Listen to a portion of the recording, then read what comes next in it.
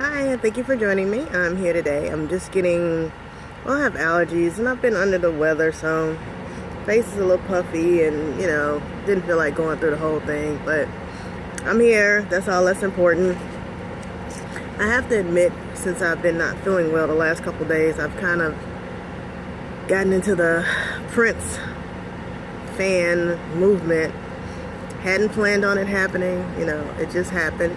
So not gonna make apologies at this point, but I had forgotten how much I really adored his music, speaking, literally.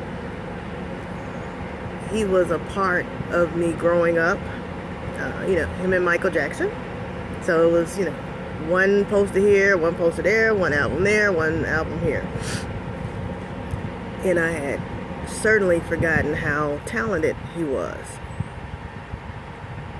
A lot of people I know, they're a little upset because they're saying that he's not spiritual as far as, people are getting a little more excited than him about church or spirituality or whatever else some of our causes in the world. And I agree to an extent. But the thing I will tell you about this whole thing, I live in North Carolina, and if you've been looking at the media, we've had some uproars lately in our political, how we feel about certain things, and people aren't getting along well, and there's a lot of uproar, controversy. It's a lot of laws they're trying to pass now, and whether you agree or you don't agree, I have my own feelings about certain things, and I'm not going to share it this video. And we've had a lot of racial tension here, a lot of racial divide in the world. So the one thing I can say, any avenue that is used as a platform, and I see people of all races and all diversities and all cultures coming together, I think it's positive. Looking from a non-spiritual point, I think it's really positive. I was watching some footage in North Carolina and around the world, of course, when they announced the passing of Prince and all the memorials and monuments and tributes. And the one thing I liked, that there were different races united, holding hands, singing,